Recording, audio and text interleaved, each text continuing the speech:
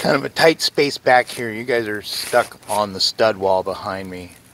I did hear back from Brunswick, tech support, emailed with Charlie, and his advice essentially at this point is that sometimes transformers go bad. They'll drop a leg.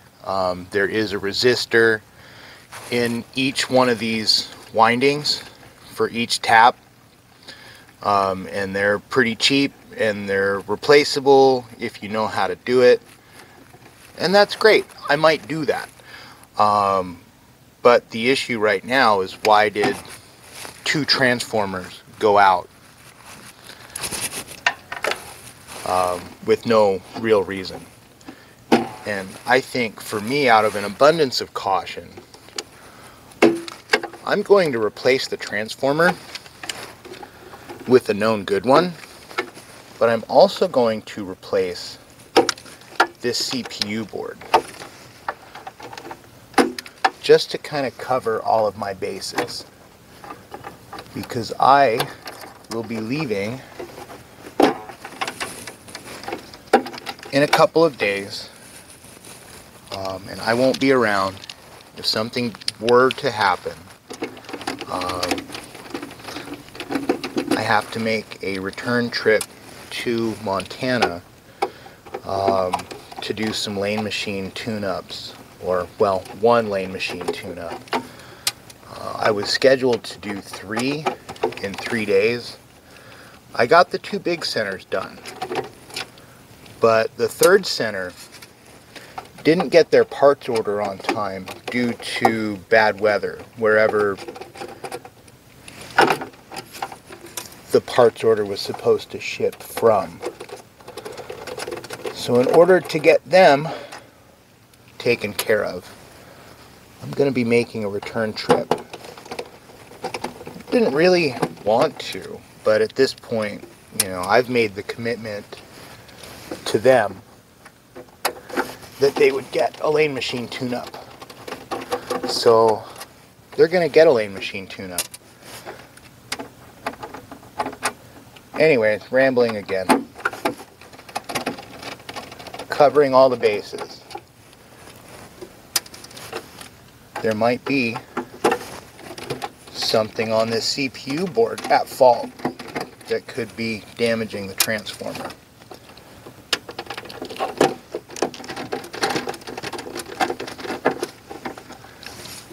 I really don't know. I missed a screw somewhere. Hiding right there behind the ribbon cables. Okay. So we're going to do CPU board and transformer. Alright, CPU board is out. New board coming in. Well, not new, but good board. This is a spare we had that was working when removed.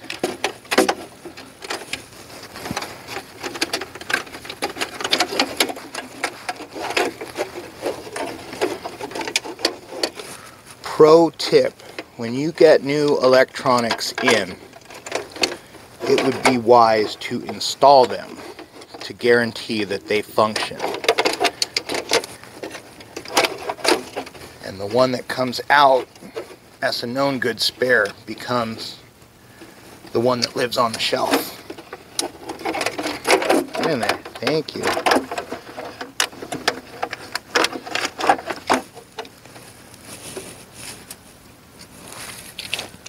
Because a lot of times you can get something, you know, if you do electronics like this on a exchange,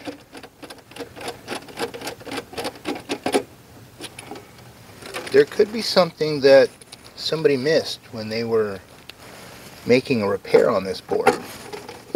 And if your board sits on a parts shelf, brand new, never tested, and you put it in, and there's a problem, well, your warranty is already expired, and you're SOL. So best practice is always to install new electronics equipment that comes in and verify everything works.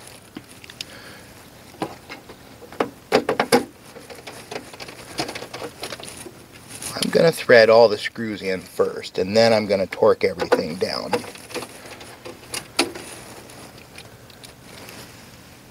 It's going to help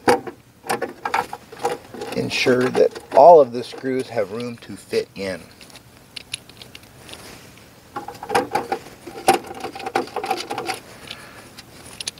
And then we will jump down and try and swap this transformer out. Oh, loud noise is coming. Pin setters are turning on and cycling. Loud noise warning. Maybe. I turned them on, but they didn't cycle.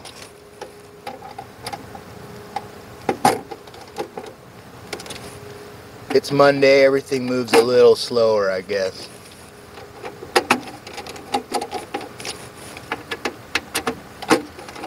That's okay. Here we go.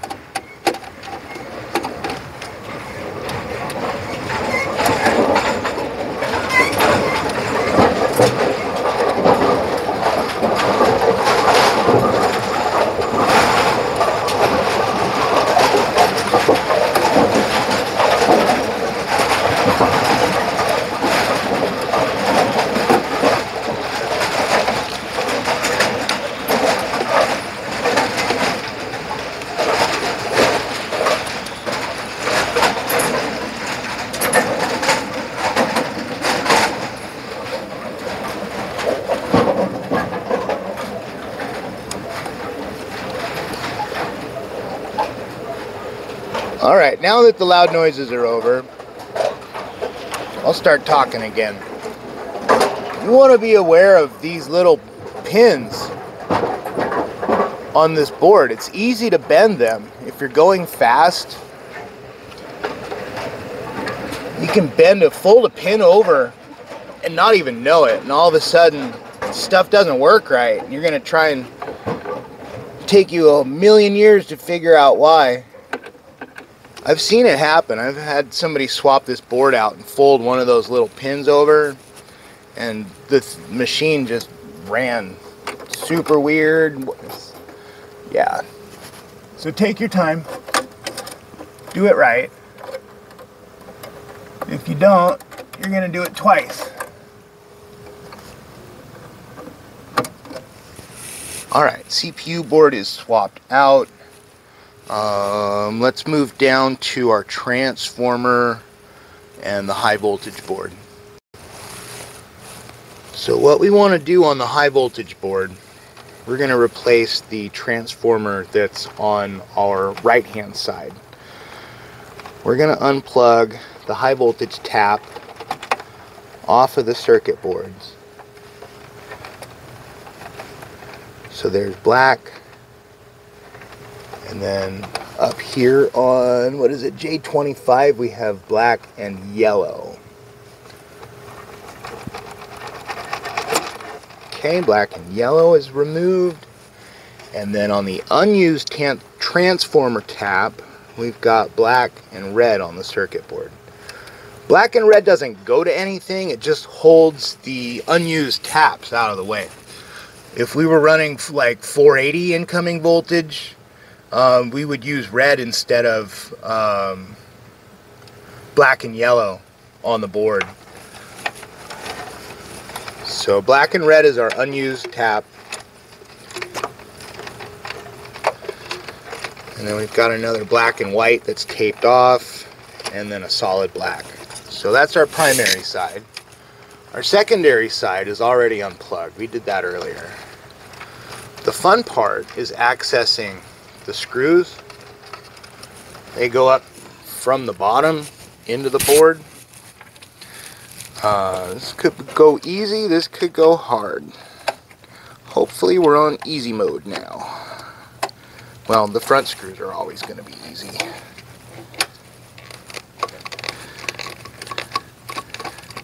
this screwdriver is a little bit too tall. I can get at the front screws here, but the handle extends into the wire way underneath. So I won't be able to get the rear screws with this fancy magnetic tipped screwdriver. That's okay. Just makes things a little more difficult. Yeah, so much for magnetic tip. I lost that one. Yeah, that's okay. It's in the wireway. It didn't go very far. Here, I have a smaller screwdriver that I can use for the rear screws.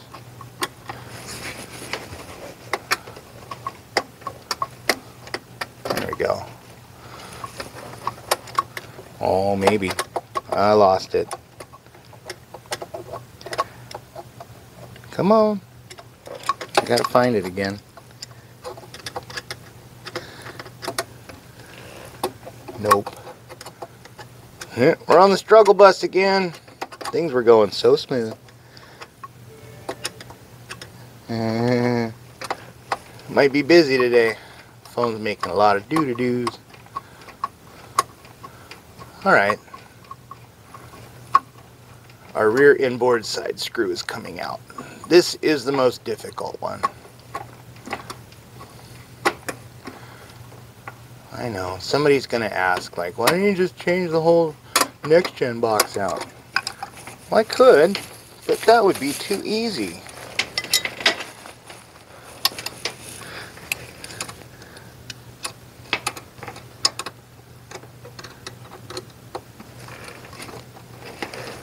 Hanging on by like one thread in there. There we go. Ooh, that one went down in the flat gutter.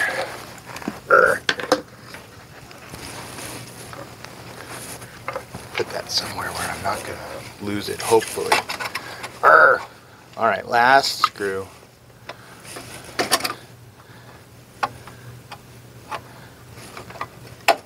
Maybe.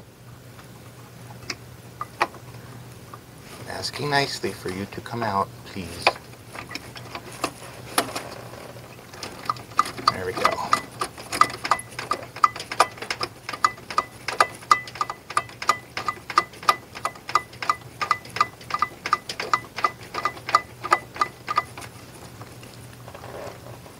Alright, managed to catch it. We've got one last screw holding it in. Front inboard side, I just left in there so I could. That'll be the last one out. Alright, transformer is coming out.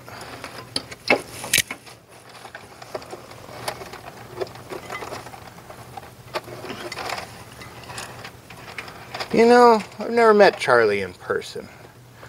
I know he taught the GS classes that a couple of our other guys went to.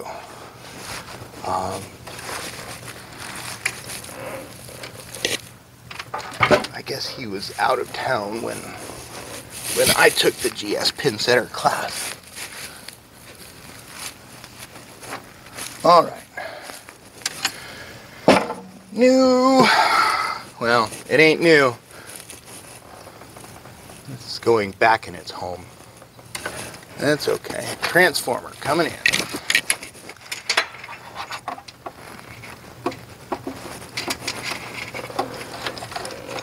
Did you miss your home? You've only been away for 2 days. You didn't even have time to miss it.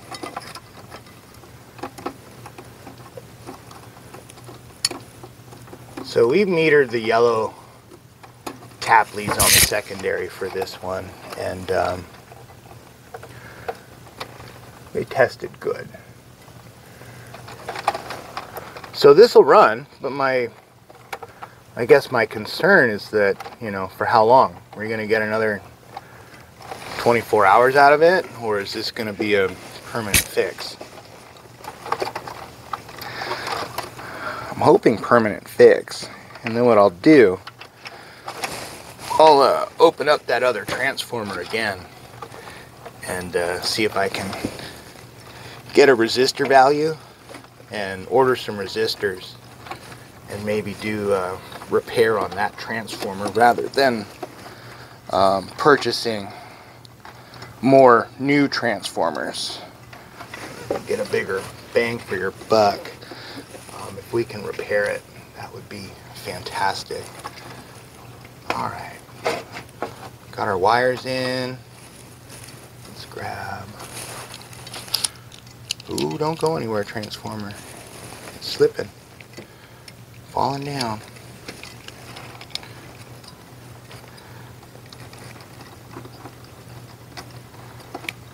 Fish it back up. See if I can get one screw started in here.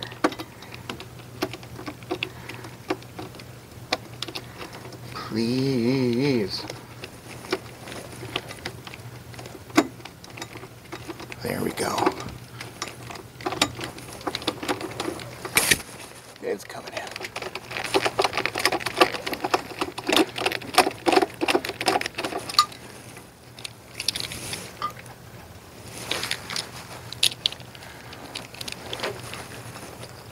Alright, let's bring in another one.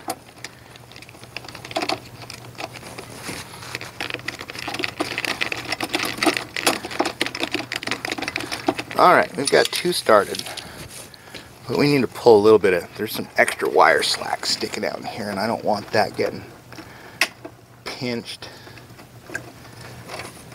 There we go. Alright. Bring in number 3.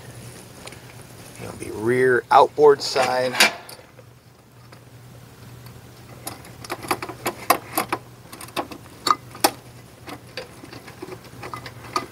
Go.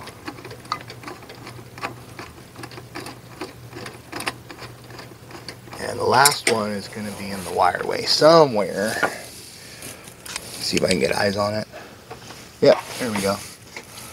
Alright, I got it.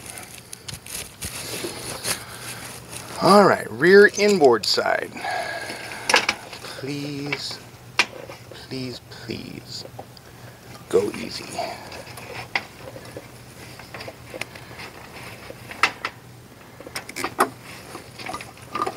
Yeah, that looks good. Alright. Now I'll go ahead and lock everything down. Plug our transformer in.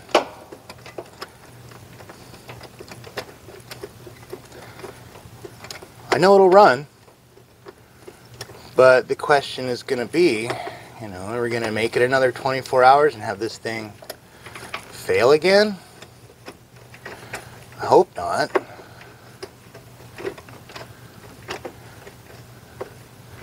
I don't have any more good transformers.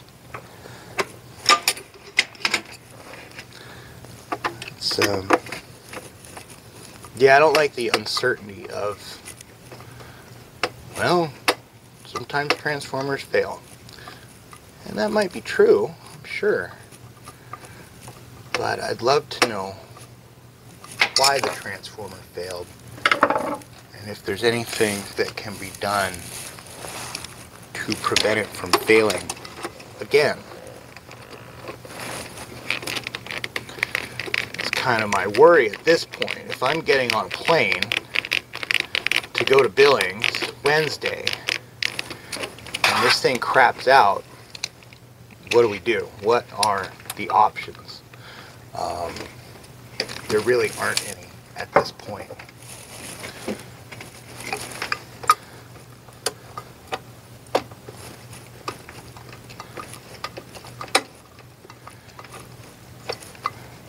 I guess, like the Mythbusters say, failure is always an option.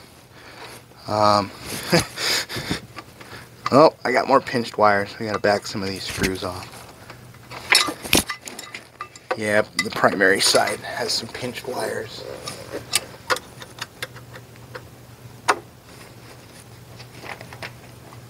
That is not good.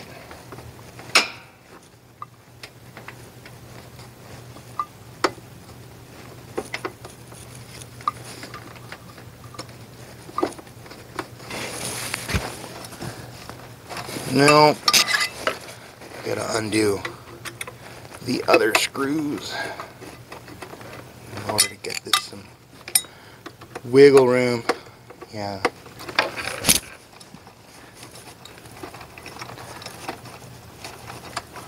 Nope. Jeez. Alright, well, we'll go full reverse. All 4 screws loose.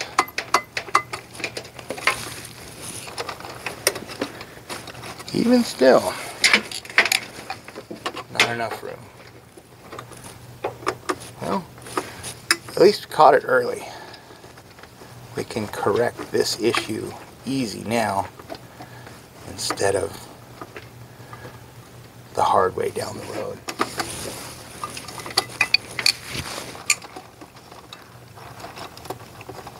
Let's take this little grommet out real quick. Give us more wiggle room. There we go.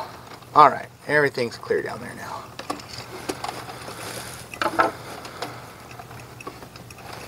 Put our grommet back in.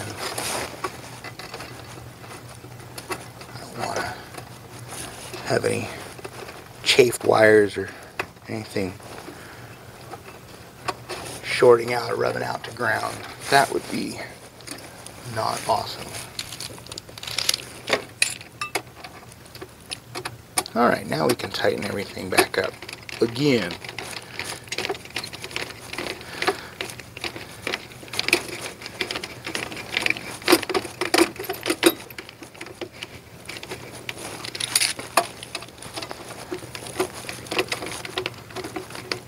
Well, I guess I will be an expert at replacing transformers.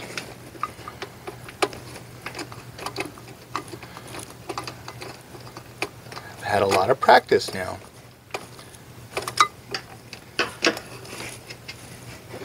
And we got to learn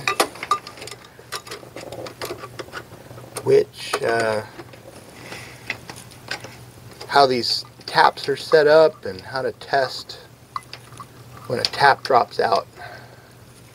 So that's more than we knew before we started this journey, isn't it? Okay, all 4 screws on the transformer are tight. We've got black with a yellow stripe. It's going to go up here on J25. Okay. Solid black should go down on J37. Okay. Where is, yep, unused, black and red. We're going to put that on the tab on the board that goes to nothing so that that tap lead is not just flippy flopping around either. Okay. Plug our wiring harness in. And we'll plug our transformer in.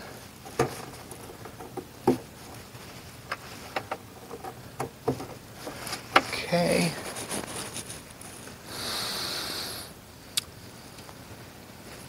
Where did the... there it is. Incoming power. Plug is going to go back in.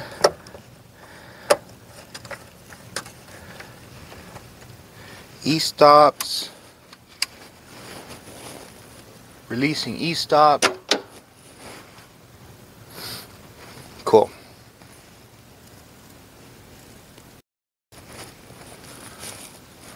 We've got all of our lights back on the board. Let's count our green lights. 1, 2, 3, 4, 5, 6, 7, 8, 9, 10, 11. 11 green lights. So we should be operational at this point. I'd love to get your feedback or thoughts on why that transformer tap opened up randomly after 24 hours of use. Could it be something on this CPU board? It could be, but you'd think that the fuse, assuming, well, I did not look at the fuse on that board. I know what box of fuses it came out of. They were 3.15 amp, slow, or not slow blow, fast blow, rated for 250 volts. They are not the ones that Brunswick supplies, but their rating is identical. Their size. Yeah, that's another pet peeve. People say what size fuse, and they generally mean what amperage rating is the fuse. The size of the fuse, in this case, is 5 by 20 millimeters. Its amperage rating is 3.15. Why did this die? I don't know. Maybe you know. Let me know.